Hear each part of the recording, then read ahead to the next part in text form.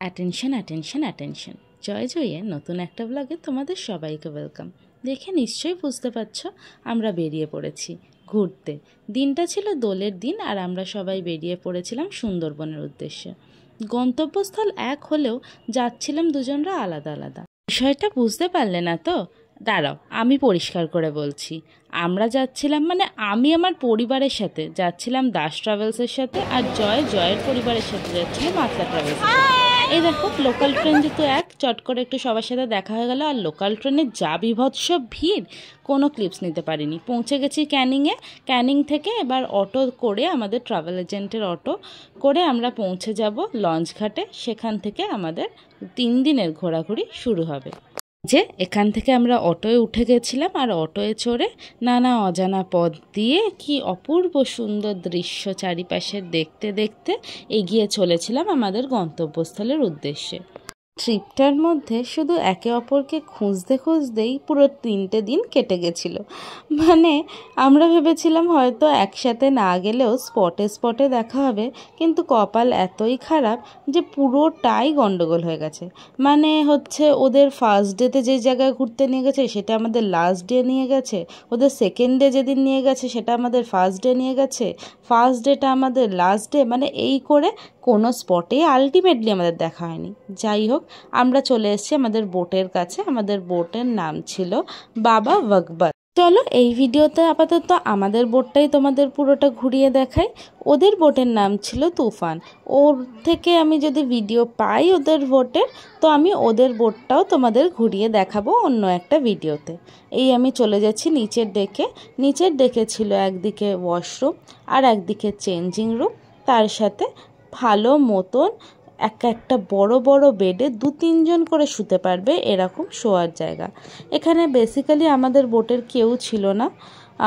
রাত্রিবেলা সবাই night stay করেছিল হোটেলে, যার জন্য এই জায়গাটাও আমাদের টোটালি দেয়া হয়েছিল জামা কাপড় জিনিসপত্র আমাদের যে লাগেজ ছিল সেগুলো রাখার জন্য।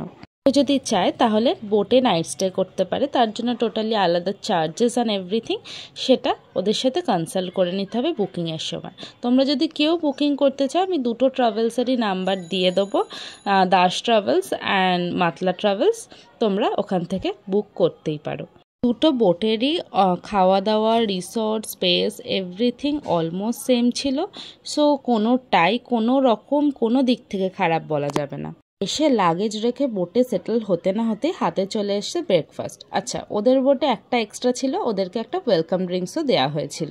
ইয়ামি ব্রেকফাস্ট আর অপরূপ দৃশ্য এনজয় করতে করতে চলো আমরা এগিয়ে যাই আমাদের গন্তব্যস্থলের দিকে। এই 3 দিনের আমাদের সঙ্গী হচ্ছে এই বোটটা। এই বোটটাই আমাদের পুরো সুন্দরবনটাকে ঘুরিয়ে দেখাবে।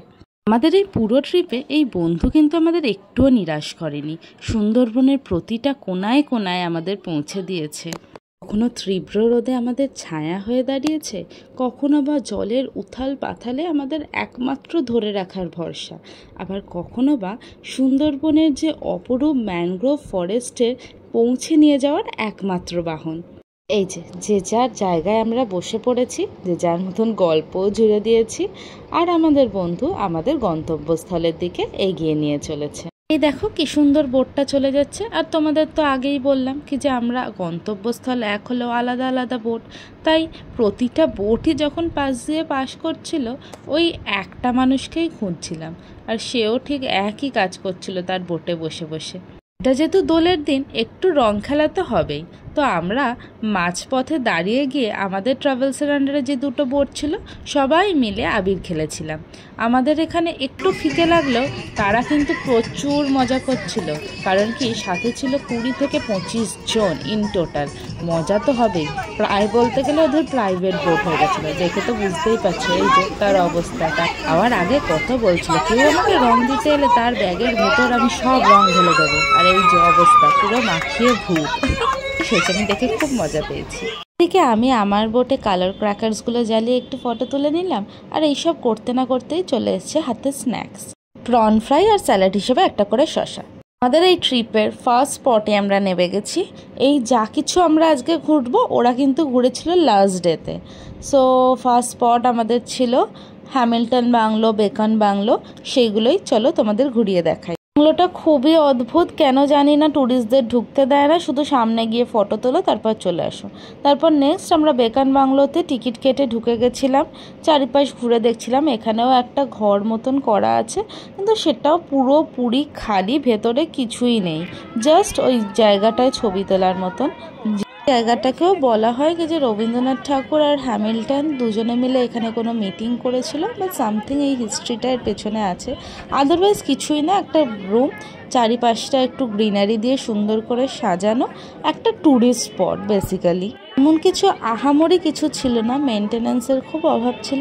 তার মধ্যেও বলবো একটা কাঠের বাড়ি, দেখতে বেশ ভালো লেগেছিল। সুন্দরবনের মেন একটা জিনিস, যে ছুঁচের মতন উঠে আছে দেখতে পাচ্ছ, এগুলো হচ্ছে শ্বাসমূল গাছ। তোর আমার মনে পড়ছে ওরা এই নামেই ডাকছিল।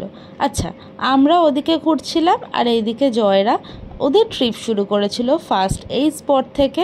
এখানের মেন যে ভগবান বনবিবীর মন্দির দর্শন করে ওরা ওদের যাত্রা শুরু করে। প্রথম দিন এসব ঘুরতে ঘুরতেই তো পেয়ে গেছিলো প্রচণ্ড খিদে, আর হয়ে গেছিলো লাঞ্চের টাইম। প্রথম দিনের মেনুতে ছিল ভাত, ডাল, এক রকমের ভাজা, 2 রকমের মাছ, চাটনি, পাঁপড়, আর তারপরেই বিকেলবেলা ছিল পেয়ারা ফলে। তারপর পেয়ারা খেতে খেতে অপূর্ব সুন্দর সানসেট দেখতে দেখতে আমরা এগিয়ে চলেছিলাম পাখিরালা আমাদের হোটেলের দিকে। আমাদের হোটেলের নাম ছিল O2। ঢুকেই এই যে ফার্স্ট ফ্লোরটা দেখতে পাচ্ছ, ওপরে ছিল আমাদের রুম। তারপরে ফ্রেশ হই, সন্ধ্যেবেলা আবার খাওয়া দাওয়া, সুন্দরবন মানে পরপর খাওয়া দাওয়া, চলে এলো চাউমিন। আর চাউমিন খেতে খেতে আমরা এনজয় করে নিলাম ঝুমুর নাচ। আজ তোমাদের দেখাচ্ছি আমাদের হোটেলের ঝুমুর নাচ, নেক্সট ভিডিওতে তোমাদের দেখাবো জয়দের হোটেলের ঝুমুর নাচ। আমরা সংখ্যায় কম ছিলাম, তাই আনন্দটা একটু কম দেখে মনে হচ্ছে। ওদেরটা যখন দেখাবো যে কতটা ওরা আনন্দ করেছে, কারণ কি একটা গ্রুপে 20-25 জন মানে একটা আলাদা লেভেলের আনন্দ। তো চলো আপাতত আজকে এই ঝুমুর নাচ দেখতে দেখতে এই ভিডিওটা শেষ করা যাক। টাটা, বাই।